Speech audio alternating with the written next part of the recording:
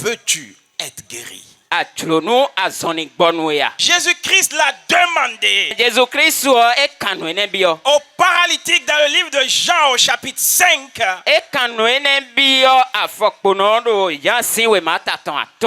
Veux-tu être guéri? Mais on peut se demander, comment est-ce qu'un chrétien arrive à ne plus croire à la guérison?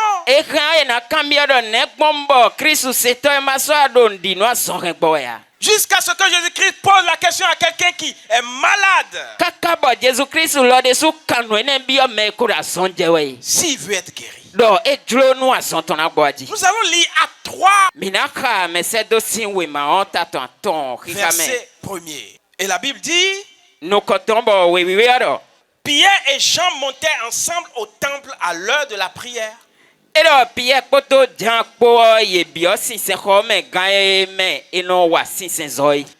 il y avait un homme boiteux de naissance. La Bible déclare qu'il est né boiteux. Qu'on portait et qu'on plaçait tous les jours à la porte du temple appelée la Belle.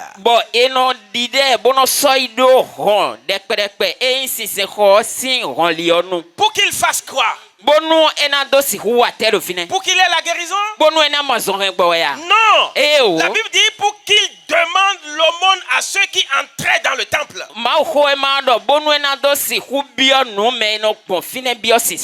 La première chose qui fait que nous ne vivons pas la toute puissance de Dieu et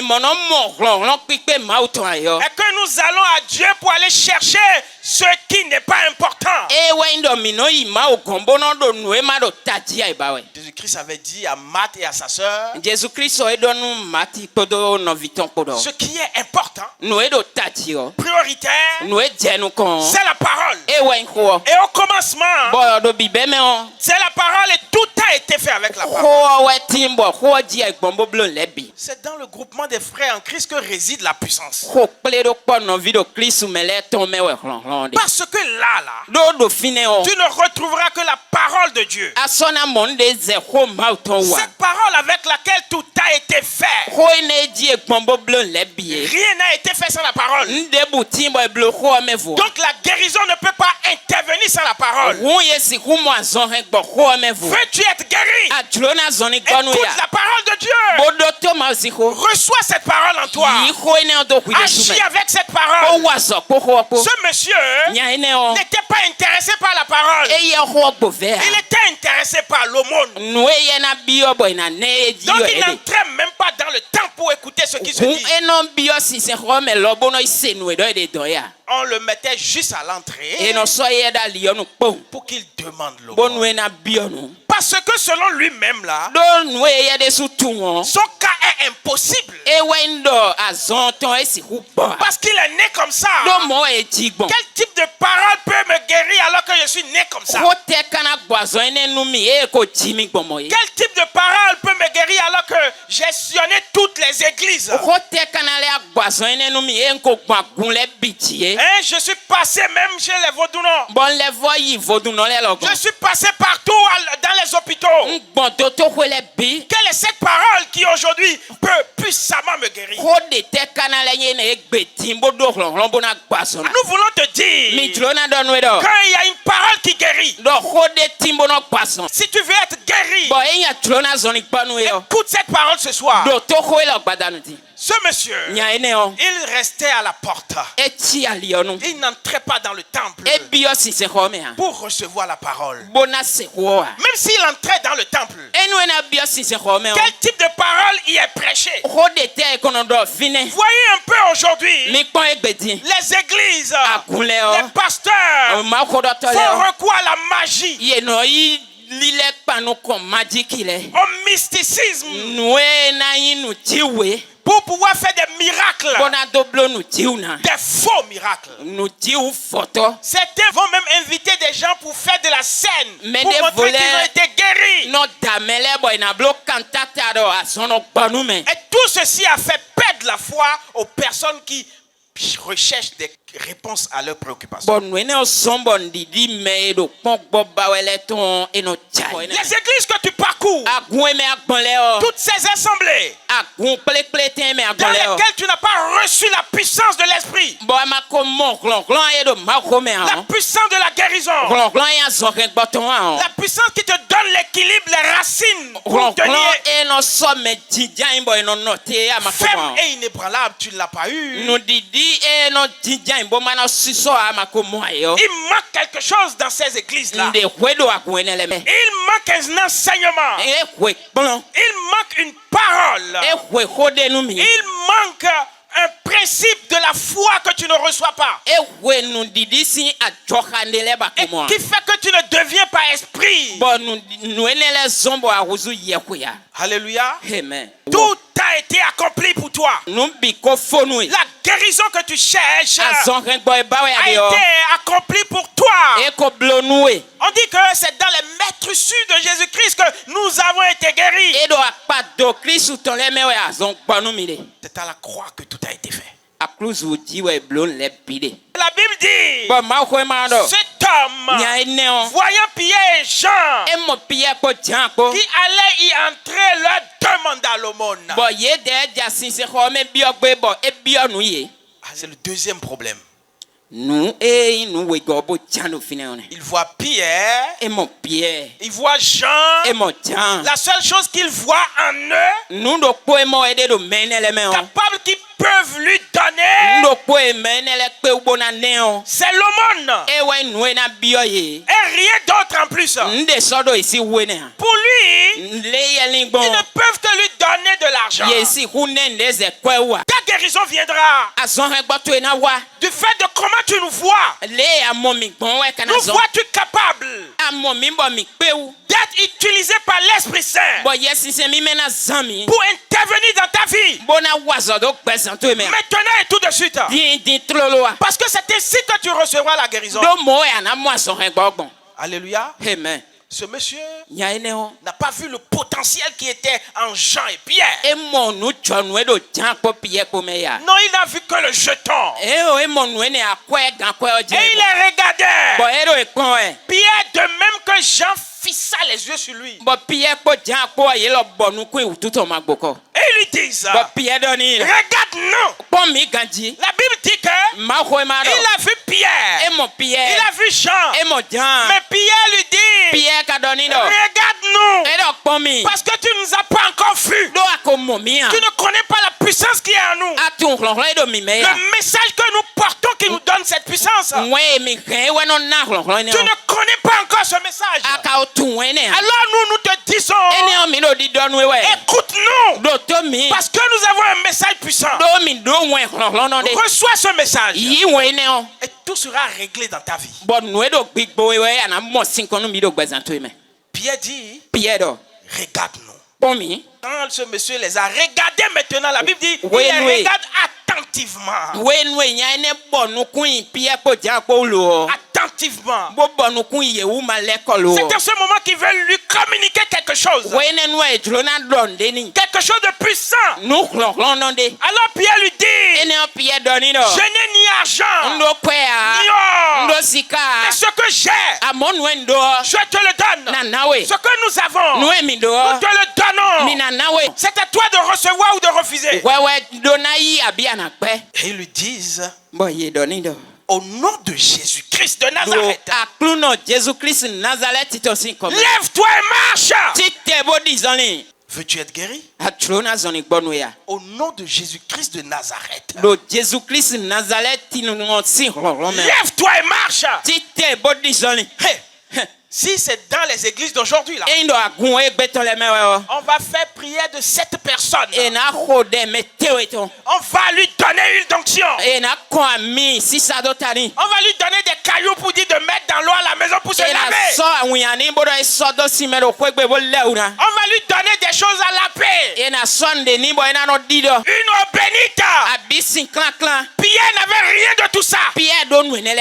Parce qu'il avait en lui qui était la puissance. toutes ces choses-là, la puissance de Christ ne réside pas dans ça. Parce que Christ même dit, tu n'as voulu ni sacrifice, tu n'as voulu ni holocauste, mais tu m'as formé un corps. C'est du corps de Jésus-Christ que tous les éléments puissants sont parvenus et qui agissent maintenant dans la vie de chacun de nous. Ils lui ont dit, au nom de Jésus-Christ de Nazareth, lève-toi et marche. Pierre, il n'avait rien. Il n'a fait aucune invocation. Mais qu'est-ce qu'il a fait? Il a ordonné au nom de Jésus-Christ. Et vous allez voir qu'est-ce qui s'est passé. La Bible déclare que il prend le monsieur par la main droite et le fit lever. Au même instant, ses pieds et ses chevilles devaient fermes.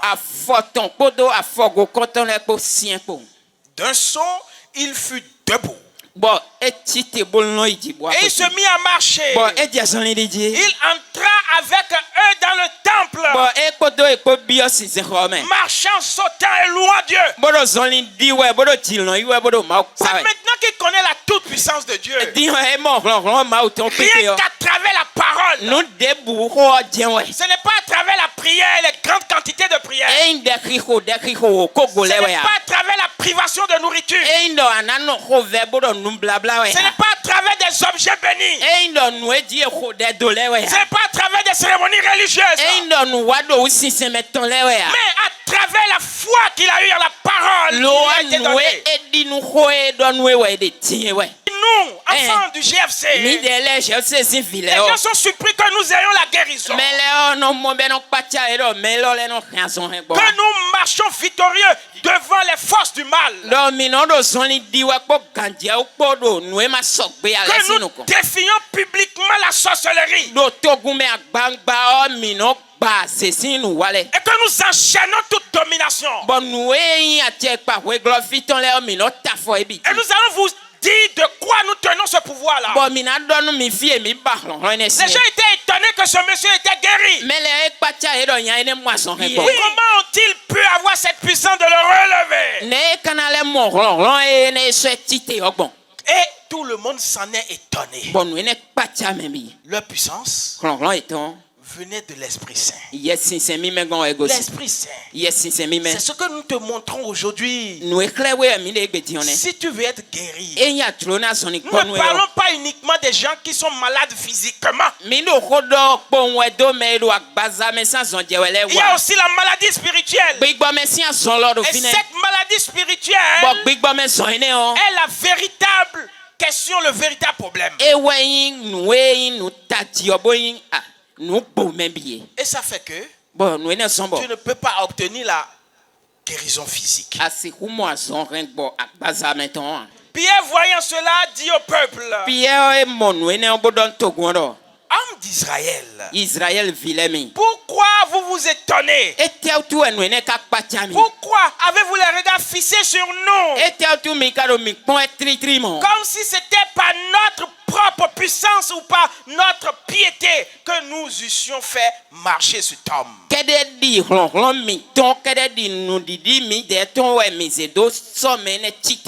Il dit, Jésus, ce saint que vous avez régné, que vous avez fait mourir, et qui a ressuscité des morts, c'est par la foi en l'œuvre qu'il a accompli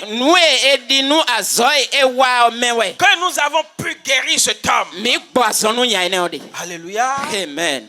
Tout est accompli. À la croix, tout est accompli. L'eau et le sang de Jésus-Christ qui ont quitté le côté de Jésus-Christ. Tu n'entendras pas parler de ça dans les églises. Tu entendras parler parler du sang de Jésus-Christ. Le sang effaçait tes péchés. Mais quand tu commences par pécher encore, tu redeviens pécheur. Il n'y a rien à dire. Il n'y a plus de sacrifice pour le péché. Mais l'eau t'a régénéré. Tu es devenu une nouvelle créature, capable d'obéir. C'est une eau de promesse dont Dieu aussi a parlé dans Ézéchiel 36 verset 26. Il dit, je verserai sur vous une eau pure, je vous purifierai de toutes vos souillures, je mettrai en vous mon esprit et je vous rendrai capable d'obéir à mes commandements. C'est la capacité que Pierre et Jean ont reçue pour guérir. Si tu reçois cette capacité, tu seras guéri. Tu guériras tout le monde. Tu marcheras avec assurance. Cette capacité est intervenue quand l'eau de Jésus-Christ a coulé à la croix. Ceux qui ont cru en cette eau ont reçu l'esprit nouveau. Et c'est un esprit de puissance. Ce n'est pas un esprit de doute et de crainte. Et quand Pierre et Jean ont reçu cette puissance, ils ont été capables de relever le paralytique. Et donc c'est cette puissance que nous te communiquons. La parole de l'eau et du sang, c'est les principes actifs de la foi. Si la foi était un médicament, c'est les principes qui permettent à ce médicament d'être efficace. La Bible nous a enseigné que le jour de Pentecôte, comme Jésus-Christ l'avait promis, l'Esprit est venu comme une langue de feu et s'est distribué en chacun des apôtres. Et dès qu'ils ont reçu l'Esprit, ils sont devenus capables. Sans l'eau versée à la croix, il n'y a pas l'Esprit. C'est Dieu qui a scellé les deux. Il a promis l'eau pour nous laver, pour rendre notre temps pur, afin que son esprit habite en nous à nouveau. Quand son esprit habite en nous, nous devenons esprit. Et nous avons toutes les capacités en nous, y compris la capacité de se relever quand on est déjà à terre, de se relever partout où on peut achoper, car la force réside en nous. Et Dieu nous rend capable de ne même pas trébucher. Quand tu reçois la foi en l'eau de Jésus-Christ, Tite 3 verset 5 nous a dit que quand la bonté de Dieu a voulu s'exprimer, c'est en ce moment qu'il nous a sauvés. Il nous a sauvés pas parce que nous avons accompli de bonnes œuvres. Non, il nous a sauvés par l'entremise de notre Seigneur Jésus-Christ. Le baptême de régénération que Jésus-Christ a eu à nous faire avec le renouvellement de l'Esprit Saint. Parce que l'Esprit de Dieu s'était retiré des hommes pendant la première alliance. Voilà de là où tire les apôtres leur puissance. Jésus-Christ avait fait pareil. Et ils ont vu son exemple vivant. Ils ont vu sa capacité et la toute puissance de son action. Dans la vie de ce paralytique. Et il était paralytique depuis 38 ans. Lui aussi se tenant aux portes de la piscine de Bethesda.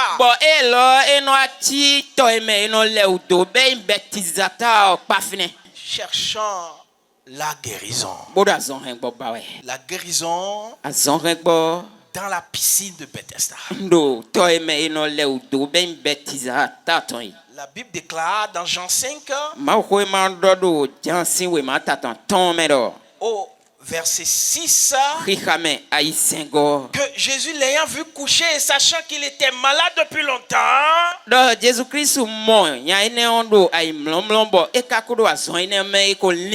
il lui dit, veux-tu être guéri? La guérison vient de la volonté. Le malade lui répond, Seigneur, je n'ai personne pour me jeter dans la piscine. Au moment où l'eau est agitée, pendant que j'y vais, un autre descend avant moi. Est-ce que tu veux être guéri? Est-ce que tu veux faire un effort spirituel? Un exercice spirituel. C'est ça qui va te guérir.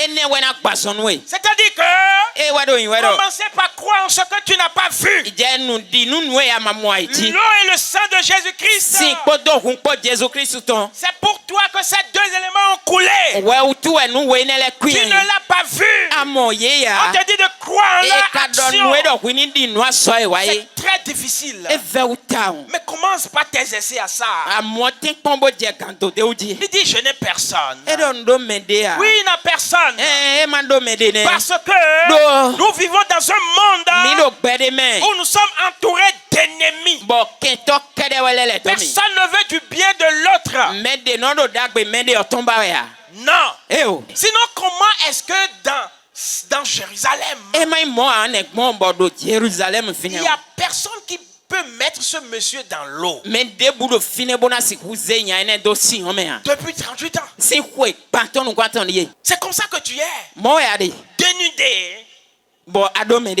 Tu n'as personne. Même les gens que tu vois et qui rient, ils ne cherchent pas ton bien. Mais si tu veux, tu auras quelqu'un.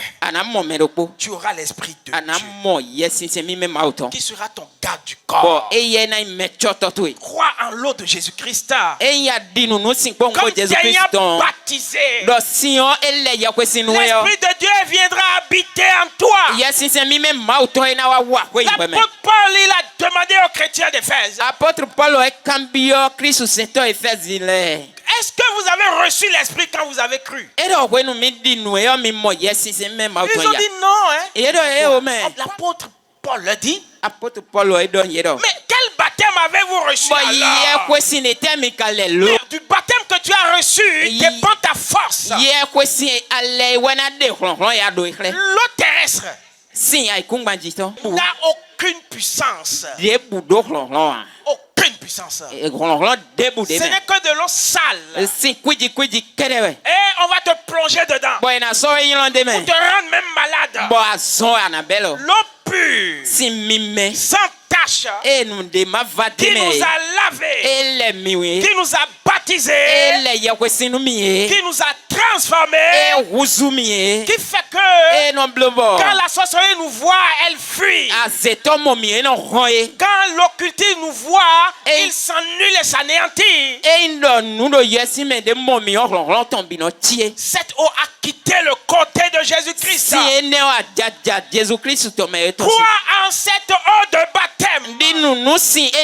La Bible dit que Jésus-Christ est venu avec l'eau de son baptême. Lis 1 Jean 5 verset 6, la version français courant. L'eau de son baptême. Parce que le baptême que tu reçois détermine la puissance que tu exerces. Si tu as été baptisé dans de l'eau, simplement, tu n'as reçu aucune puissance. Les gens disent, nous le faisons pour témoigner qu'on a suivi Jésus-Christ. C'est juste un simple témoignage. Mais il y a un autre baptême qui communique la force de l'Esprit Saint. C'est le baptême de régénération à travers l'eau qui a quitté le côté de Jésus. Veux-tu être guéri? Veux-tu être guéri? Crois en ce baptême. Et manœuvre avec puissance. Le malade là, quand il a vu Jésus, il n'a même pas perçu en lui quelqu'un qui est capable de le guérir. Et quand ils viennent vers la parole de puissance là, ils n'ont même plus envie d'écouter. Ils cherchent toujours l'instant guérison. Instant miracle.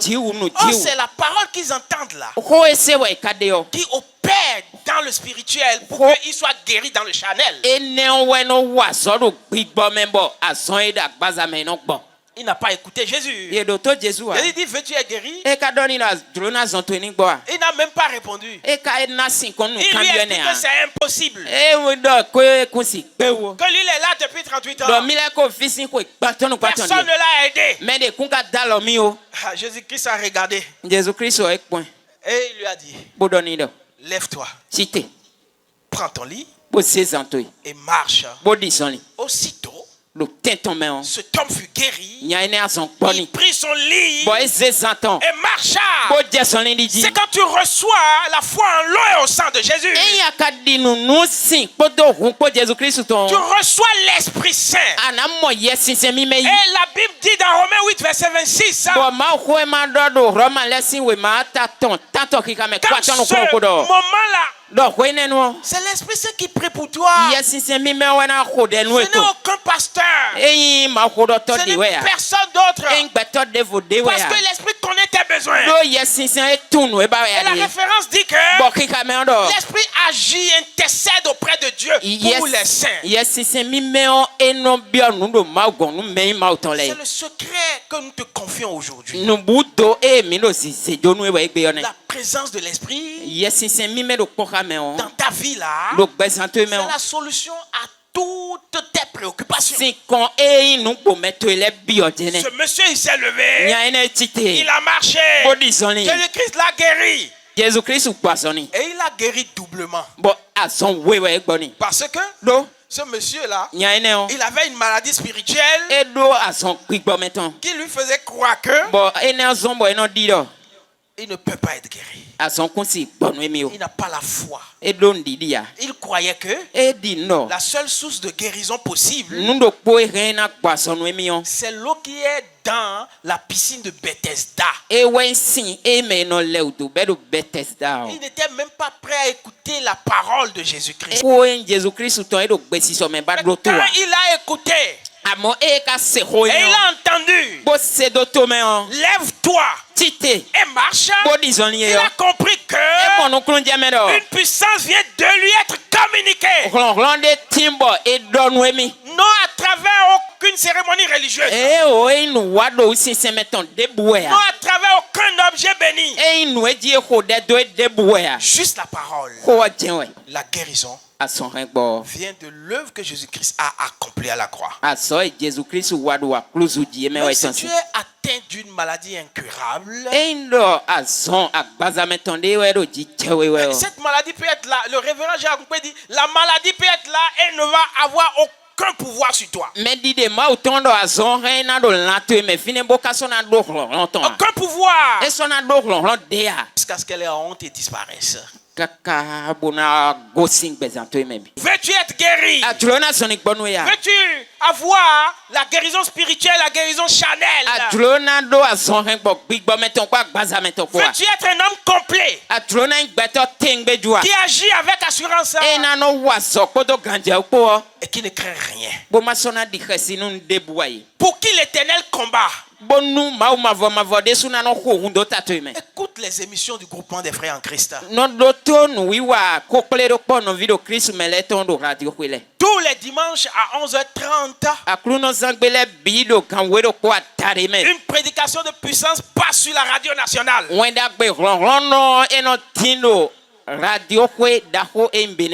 Si tu es intéressé et que tu veux être guéri, visite une de nos paroisses. Tu deviendras esprit. Tu manœuvreras dans la foi et dans la toute puissance de l'Esprit Saint. Veux-tu être guéri? Reçois ta guérison à travers la manifestation de l'Esprit Saint. EGFC TV pour la nouvelle naissance et la nouvelle adoration.